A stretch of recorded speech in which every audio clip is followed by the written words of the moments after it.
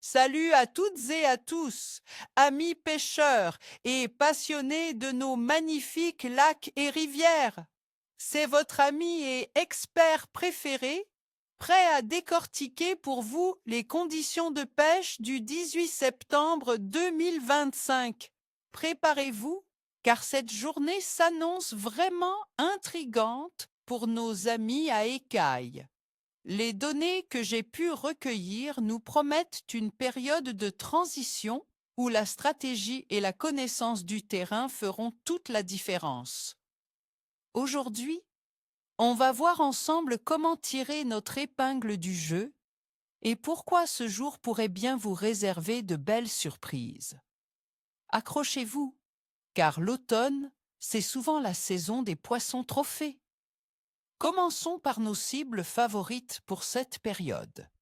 Sur la base des données actuelles, 3 espèces méritent toute notre attention au Québec en ce milieu de septembre: le doré, le brochet et la perche chaude.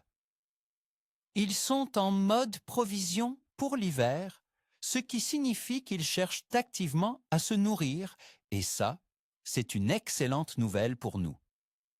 Pour le doré, ce grand classique québécois, la stratégie sera la patience et la précision. Nos amis dorés sont lucifuges. Ils n'aiment pas la lumière vive et préfèrent les profondeurs. Cherchez-les sur les structures de fond, comme les hauts-de-fonds de roche, les cassures et les zones de transition entre le sable et la roche. Tôt le matin, en fin d'après-midi et en soirée, le doré sera le plus actif. La traîne avec des leurres plongeants ou le jigging lent près du fond seront vos meilleurs atouts.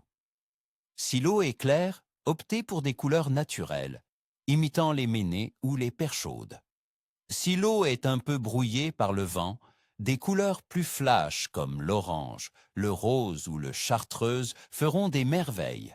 Passons au paix, brochet, ce prédateur vorace. L'automne est une période fantastique pour le brochet, car il se gave avant l'hiver. Il sera très actif et cherchera des proies faciles.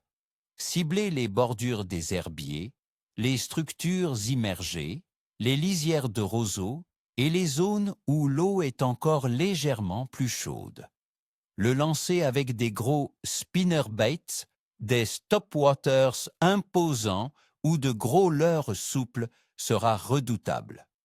Le brochet est moins timide et n'hésitera pas à attaquer des poissons bien visibles. N'oubliez pas une bonne ligne en acier, car ses dents ne pardonnent pas. Enfin, la perche chaude. Un poisson amusant à pêcher et excellent à manger. La perche chaude, souvent en banc, est une excellente proie pour nos prédateurs, mais elle se nourrit aussi activement. Cherchez-la près des herbiers denses, des bancs de sable peu profonds et autour de structures légères. La pêche à la ligne avec des petits jigs armés de vers de terre ou de petits morceaux de powerbait sera très efficace.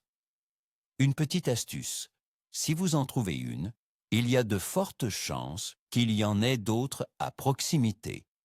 Maintenant, plongeons dans l'analyse des conditions qui nous attendent ce 18 septembre 2025. Côté météo. À Montréal et Québec, la journée sera partiellement nuageuse, avec des températures oscillant entre 9 et 24 degrés Celsius. C'est une journée de transition avec une légère baisse de pression qui précède une chute plus importante. Le vent sera léger à modéré, probablement avec une tendance nord-ouest en fin de journée, ce qui amènera une certaine fraîcheur. Ces conditions, avec une certaine instabilité et un léger refroidissement, ont tendance à stimuler les poissons prédateurs qui anticipent les changements.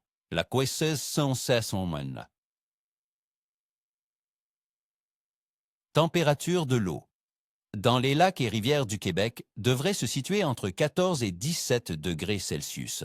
C'est une température idéale pour de nombreuses espèces, en particulier les prédateurs, qui peuvent se déplacer et chasser confortablement. L'eau commence à se refroidir, mais elle n'est pas encore froide, ce qui maintient leur métabolisme élevé et leur appétit aiguisé. En ce qui concerne la bas phase de la Lune.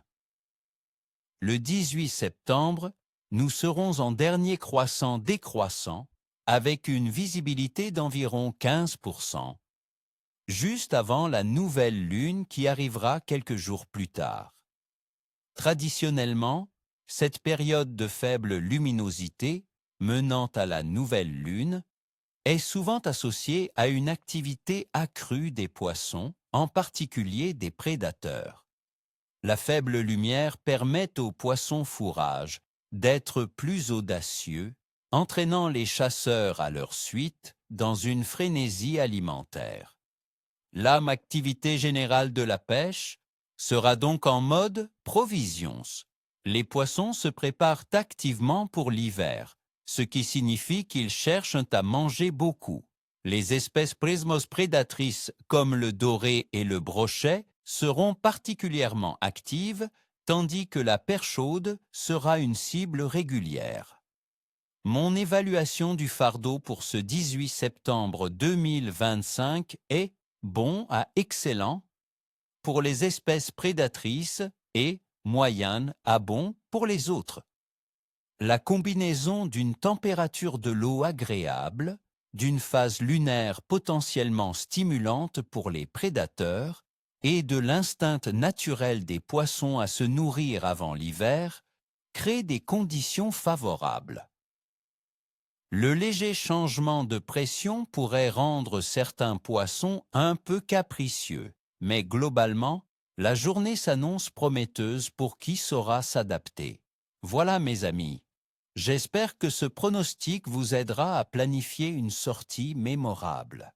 N'oubliez pas d'adapter vos techniques et d'observer les signes autour de vous.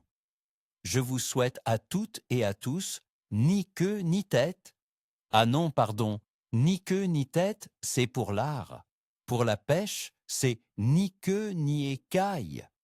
Que vos lignes soient tendues et vos prises abondantes. Si cette vidéo vous a plu, n'hésitez pas à laisser un gros pouce bleu, à vous abonner à la chaîne et à activer la petite cloche pour ne rien manquer de mes prochaines aventures. Et surtout, dites-moi en commentaire, quelles sont vos tactiques préférées en septembre au Québec? Qu'est-ce que vous pêchez habituellement à cette période? Partagez vos astuces. J'ai hâte de vous lire.